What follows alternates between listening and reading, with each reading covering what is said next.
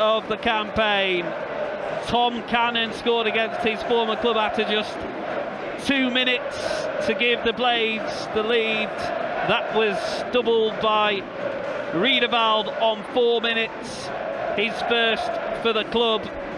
And then Sidipet with a stunner made it 3-0 after 32 minutes.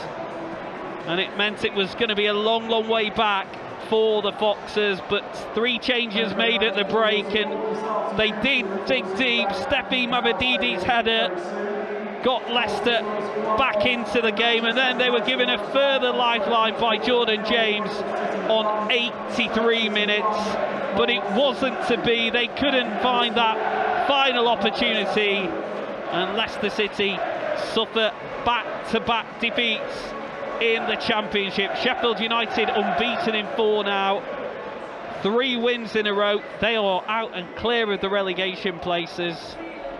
Leicester's promotion bid halted for the time being. It finishes full-time at King Power Stadium. Leicester City 2, Sheffield United 3. Thank you, Joe. I'm Dan Bates. We've got Steve Howard and Matt Elliott with me here in the studio to assess that, as well as Jerry Taggart, who's been on co-commentary duty for us. Jerry, we've at least got a little bit more positivity to talk about now at full time, albeit it did end in defeat. But Leicester really rallied and played very well in that second half. Yeah, they did. So credit to them for that. Obviously, it just wasn't enough in the end, but credit to them for showing a different side to their play in that second half. I mean, that's the most frustrating thing, isn't it? At the end of it, it's the old adage, it's a game of 2 halves, isn't it? And that's a frustrating thing. As bad as they were in the first half, they come out second half and absolutely bossed it. What was that down to? I don't know, Dan, if I'm being honest. There's multiple reasons, isn't there? But I know we've all been there. Don't get me wrong, we've all been there as players. But I mean, after the defeat on Tuesday night, and you're coming home to a home game against a team that's in form, but a team that are going to fight for everything. And so if you don't match that, that's what happens in a game of football. So that was a bit surprising, that first half performance. And then obviously in the second half, they come out and, as I say, bossed it. Sheffield United were a non-entity almost in that second half. Stephen and Matt, obviously we watched it in the press box there, and it was so much better, wasn't it, in the second half? And if they'd just come out like that in the first, we could be speaking about a completely different result here, and we probably would be, wouldn't we? But at least, they showed that fight, they showed that endeavour and that spirit in the second half that we were actually asking for at half time. Yeah, as it turned out, that was a big if, wasn't it? But made the changes, didn't he, Cifuentes? We were sort of thinking maybe not just yet, because there weren't too many game changes, but he was obviously disappointed enough or frustrated enough with certain people's performances to make those changes abruptly. And they worked, didn't they, really, to a degree. Skip did, I don't mean this in a disparaging way, but surprisingly well in that centre-half position. Played very adeptly. Sumare had a bit more energy than he has shown of late in his performances, and then Ayew was a little bit of a focal point for him, wasn't he? He was, yeah. He held the ball up well at times. He has his limitations in that position, but he gets there, holds the ball well. He's an intelligent player, uses his body well. And other players livened up a little bit as well, didn't they? I mean, the goal, probably a combination. Sheffield United taking a little bit of a foot off the gas, maybe. They're trying to retain what they have. Leicester could only really get better. They couldn't get any worse. Couldn't get any worse. But then the goal was sort of came out of nowhere. I thought it was goalkeeper's ball all day long. Did, yeah. And I think he did, but I think I don't think he saw Mavdili behind him, did he? Either that or he was wary of the challenge.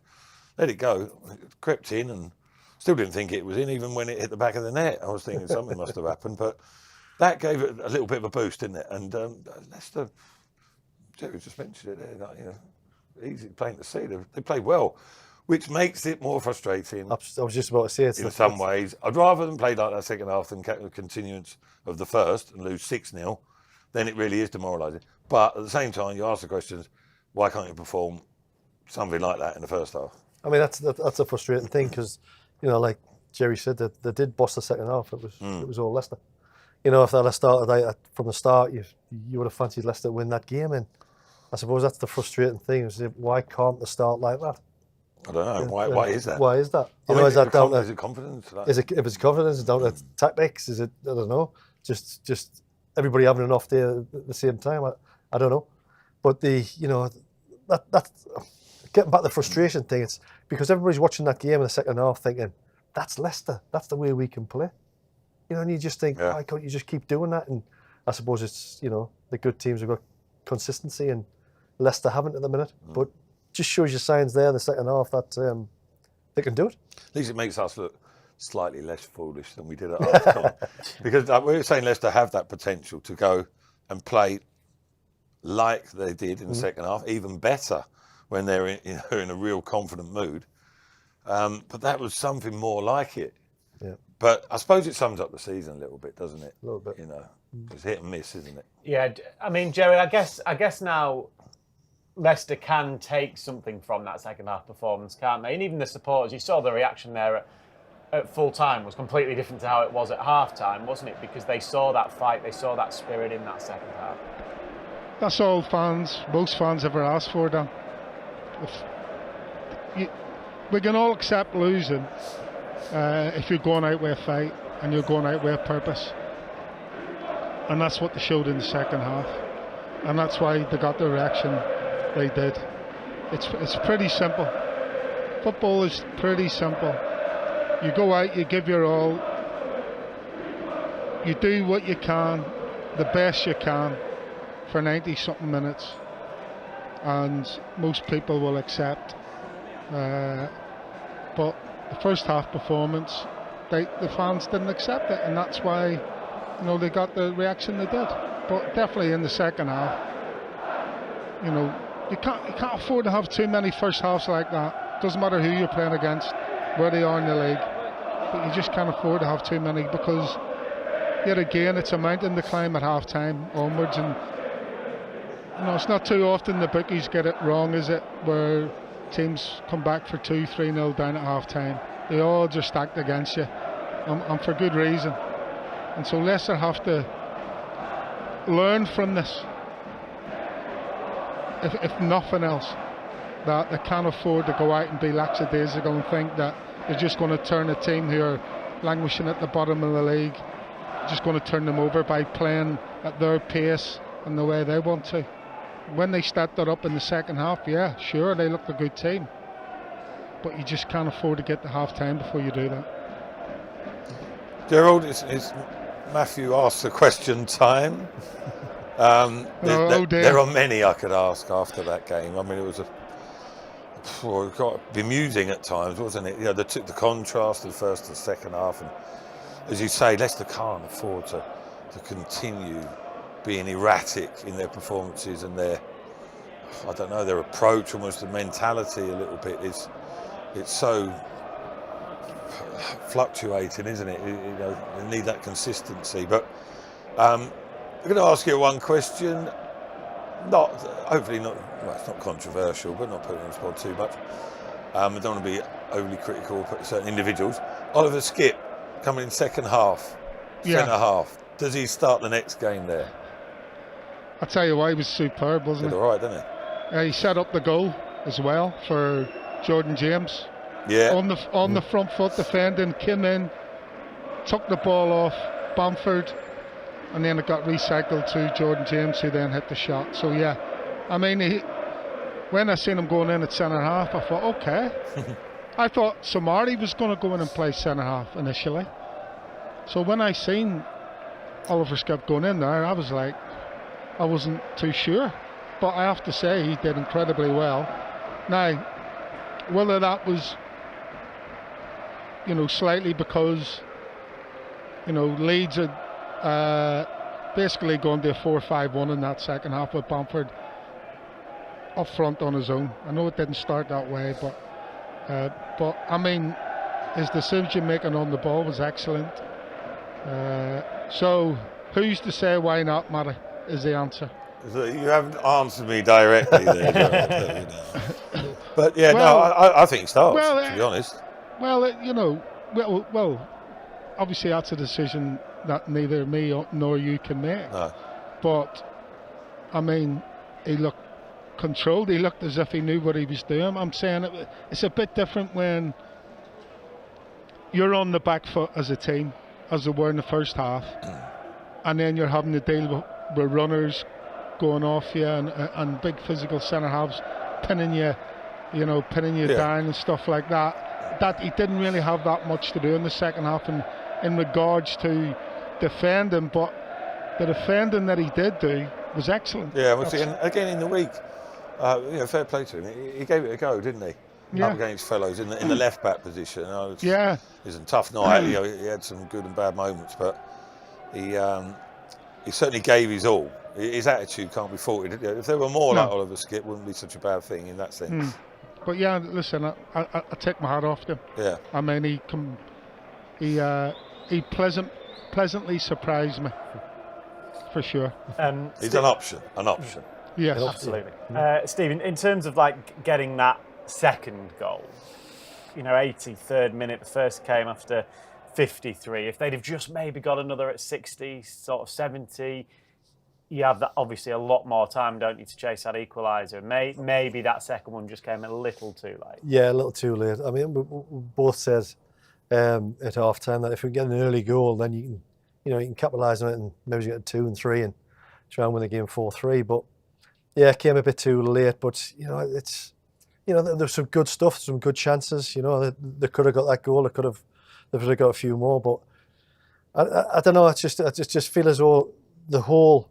If Leicester can start games like they did second half, then they'll be in a totally different position. And I suppose come back to that word frustration. It's just the frustration of supporters and even the manager will be looking at that thinking, well, why didn't you do that first half? It's one of them where that's just football. Like Tag says, we've all been there, we've all done it, and you've just got to take the positives out the second half and try and capitalise on them. Yeah, one thing it does do, it gives them an easier task of like rallying themselves for the next game. If they'd got done 3, 4, 5 even, second half, it really is a gloomy environment, and you're doing well to lift yourself for the next game. And even as it is, like rallying in that second half, but they can go into the next game starting with hopefully some genuine belief that, right lads, okay, if we hit that sort of form, we can do it. If they take a knock and a setback in the next game, then the confidence could be easily dented again, because they are a little bit fragile at the moment. But to have that second half, frustrating as it is better than receiving a 5-6-0 pounding. Absolutely. I mean, 3-0 at half time, you're just thinking, is an absolute mountain to climb. Well, we've been there, we've done it, and then I think that's why I said at half time, basically, you've got to come out with the attitude of we're going to win this 4-3, unless you will get beat 5 or 6. And I think that's what they did. They thought, we'll come out and we'll give it a go. And like Sykes said, Matt says, I thought Skip was brilliant in there because he was a bit of a playmaker. Made things tick a bit. Yes, he didn't have the pressure because obviously they were backing off, but I thought it was a good second half performance which he can take the positives about. Yeah, as Jerry rightly said as well, Matt, he did create the Jordan James goal as well, pretty much, didn't he, by winning the ball back? It was a good tackle. Well, he's got those, his natural instincts to go and ferret and win the ball. He's quite a busy player, isn't he? He's constantly on the move, and I imagine he's when he plays in a certain way and a role, he's a bit of a pest to play against. He's at you, and he's not niggling and not bone crunching tackles, etc. But he's a little bit of a rash type player, isn't he? He gets a foot in, and he reads it well, and he covers the ground quite well, and that's part of his game. He's not overly sound a bit wrong, like easy on the eye sort of thing. You know, he doesn't catch your eye straight away. But he's got different facets to his game. Yeah, I thought what was the game against Stoke? He was more influential. He was making forward runs, getting involved a little bit more than normal. Laid the ball through for Fataru, didn't he? Who in turn gave it to Daka, which was, you know, good midfield play. And he mixed that. He blended that with the centre half role that he had in the second half, and he can do things at centre half that other centre halves can't do. I mean, I didn't think I'd be saying sitting here second, you know. Yeah. Skip had a good game at centre half. I think we'll be talking about that, but he did. If we look for small positives, you know, Yeah. he did a job, didn't he? He did a job. Fair Yeah, play. I think it's a fair point, Jerry, that they're making. Obviously, we always look for positives. Naturally, we have to do that. At half-time, that was going to be a tough task. But actually, on the whole, I think a lot of people can see that there were positives from that second half. And hopefully, you know, they can take that into the game next week. Yeah, I mean, some of the football in the second half was excellent. You know, without the reward of getting a shot on goal or scoring a goal. I know they scored 2, but some of the football beside the 2 goals, which you know was basically a shot from 30 yards and a cross that the keeper should have probably have claimed and didn't. But other than in and around that, the football and some of the build-up play was excellent. So I mean. So yeah, of course, you know, when you have a second half like that, there's always positives to take out of it. What Leicester have got to do is develop, and they have it within their capabilities, is the courage and the belief to play like that when it is 0-0, or even better, what if they take the lead in a game, you know, and don't settle for a freezing situation. Don't wait until it's an extreme situation to perform. Like we saw it against Norwich. Like they didn't really perform until they were 1-0 down, and they went at it. You're not always going to get away with it, like we saw today. Eventually, despite an improvement, still came unstuck. In the week against Southampton, you know, it was even Stevens, lapse of concentration. Oh, there's another lapse of concentration. Before you know it, you're 2-0. You're behind the 8 ball, aren't you? And you're chasing it, and you know, Leicester are good, but they're not always that good to be able to come back from 1-0, 2-0 down. So, and as in case it was 3-0 today. So, I think that's sometimes you fall into that mindset, where you need that rocket. You'll go behind right now. We'll put. And you've got to get out. You've got to find a way of getting out of that. And you can't do that every time. So I think you did right, Matt. You need to find a way how they can start games like that and progress. Take hold of the game, innit? Yeah, take hold of the game. Scruff of necks, they're not playing well enough just yet, but try and be the dominant force early on. I feel as though, you know, at times I want to say, you know, it's Leicester City. Yeah. We're Leicester City. We're going to beat you today, and you know they put your stall out straight away and go, you have to beat us because we're going to beat you. It's the Steve Howard derby next week as well. Yeah. Derby against Leicester. Yeah. That'll get the players going, you'd think, for a derby like He's not that. in again, is he? What? No, I don't think so. I've been in twice. I got beat twice. Yeah, we're not having you back. The players themselves, they'll be up for that. And again, hopefully, as Jerry was saying, they can take what they did in that second half there into the game next week. Yeah, because they're doing all right at the minute, Derby. So, they've just got, like Matt said, they've just got to take the positives out of that second half and then go up there and try and get a result up there, because it's going to be a great atmosphere like it always is. You know, and they'll be up for it, and hopefully Leicester. Hopefully so.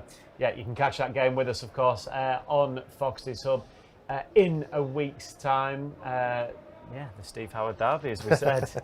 Derby against Leicester City next week. It's another early kickoff on the Saturday. So this time next week, hopefully, we'll be talking about a Leicester City victory. We'll be live then from 12 o'clock from midday for that one. There'll be game passes available. Good time to buy them as well, because it'll be a new month, of course, and that's the first of many games in December as well. So do get your game passes for your international monthly passes, just £25 a month. There are listen live passes available as well for you for £4.99 a month if you're in certain territories. Obviously, you can't watch the game, but listening is available to absolutely everybody. Thank you to Joe and to Jerry on commentary duty for us today. Big thanks, as ever, to Steve and to Matt for your company today on what was very nearly a great comeback for the Foxes. Just wasn't quite to be in the end. Have a great rest of your weekend, everybody. Goodbye.